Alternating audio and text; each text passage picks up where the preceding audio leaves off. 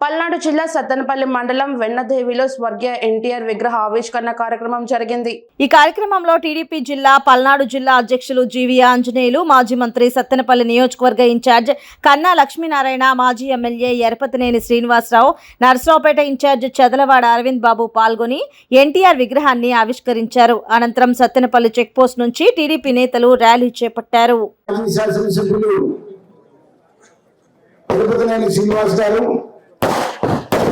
Narasaraopet Telugu Desam party incharge Arvind బాబు గారు, వేదిక మీద పెద్దలు,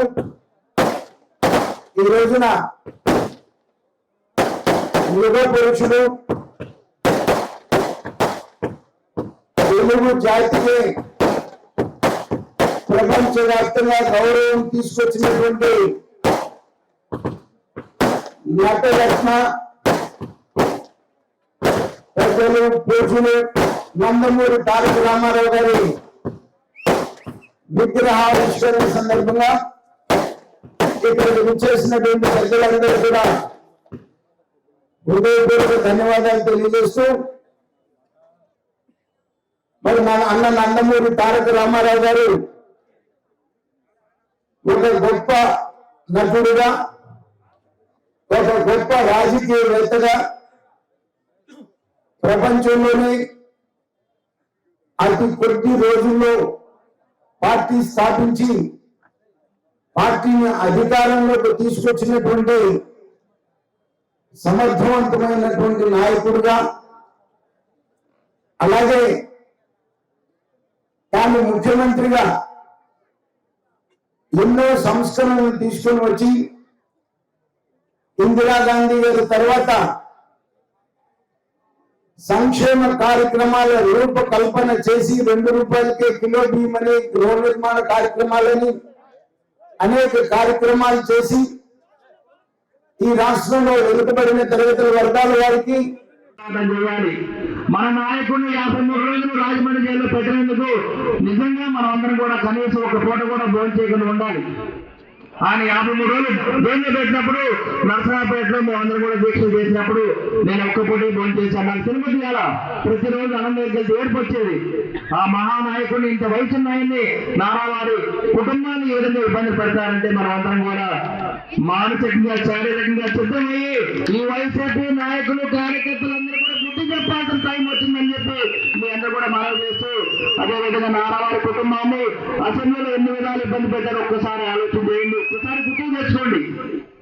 వచ్చిన వైఎస్ఆర్ కాంగ్రెస్ పార్టీ మేము 30 సంవత్సరాలు అధికారంలోకి ఉంటాం, తెలుగుదేశం జెండాని పీకుతామని పెద్ద పెద్ద మాటలు మాట్లాడి 2 నెలల్లో వాళ్ళ జెండాని వాళ్ళే చెప్పిన పరిస్థితికి వచ్చారు. ఆంధ్రప్రదేశ్ రాష్ట్రంలో ఒళ్ళు బలిసిన అహంకారంతో అనరాని మాటలు మన పార్టీ అధినేతలు చంద్రబాబు నాయుడు గారి కుటుంబాన్ని, పవన్ కళ్యాణ్ గారిని, రాజకీయాలకు సంబంధం లేని అనరాని మాటలని ఈరోజు దానికి భారీ మూల్యం చెల్లించబోతా ఉంది వైసీపీ పార్టీ. 2 నెలల తర్వాత ఆంధ్రప్రదేశ్ రాష్ట్రంలో ఉన్న సంగతి కూడా మీ అందరికీ తెలియజేస్తా ఉన్నా. ప్రజాస్వామ్యంలో చాలామంది ముఖ్యమంత్రులు పనిచేశారు. రాజకీయ పార్టీలు అనేకం అధికారంలోకి వస్తూ ఉంటాయి, అధికారంలోకి పోతూ ఉంటాయి అధికారం నుంచి. కానీ ఈ సైకోలు ఈ ఆంధ్రప్రదేశ్ రాష్ట్రాన్ని 20 సంవత్సరాలు వెనక్కి తీసుకెళ్లారు. అక్షర క్రమంలోనే కాకుండా అభివృద్ధి క్రమంలో ముందుండే ఆంధ్రప్రదేశ్ రాష్ట్రాన్ని సర్వనాశనం చేసి యువతికి ఉద్యోగాలు లేకుండా గంజాయి ఆంధ్రప్రదేశ్గా తయారు చేశారు. రాజధానిని మన గ్రామం పక్కనే ఉన్న అమరావతిని రాజధానిని రాష్ట్రంగా తయారు చేసి అమరావతిని ఈరోజు చంపేశారు. అనేక పరిశ్రమలు రాకుండా పోయినాయి. చంద్రబాబు నాయుడు గారు ముఖ్యమంత్రిగా ఉన్నప్పుడు తెచ్చిన పరిశ్రమలు అవి కూడా ఈరోజు మొత్తం వెళ్ళిపోయినాయి. ఒకటి ఈ రాష్ట్రం మా జాగీర్ అనుకున్నారు. విగ్రహావిష్కరణకి కమిటీ వేసుకొని ఆ మహానుభావుడు విగ్రహం పెట్టినటువంటి గ్రామ తెలుగుదేశం పార్టీ నాయకులకు, కమిటీ పెద్దలకు పేరు పైన హృదయపూర్వక అభినందనలు తెలియజేస్తున్నా. ఈరోజు అన్న ఎన్టీ రామారావు గారు అంటే తెలుగు వారి ఆరాధ్య దైవం. ప్రజల కోసం, రాష్ట్ర పేద బడుగు బలహీన వర్గాల అభ్యున్నతి కోసం తెలుగుదేశం పార్టీని పెట్టి పేదవాడికి ఆకలి తీర్చినటువంటి ఆనాడు కిలో ₹2 బియ్యం ప్రవేశపెడితే ఆ తర్వాత చంద్రబాబు నాయుడు గారు కిలో రూపాయికి ఆ బియ్యాన్ని అమలు చేస్తారని మీ అందరికీ నేను గుర్తు చేస్తున్నా.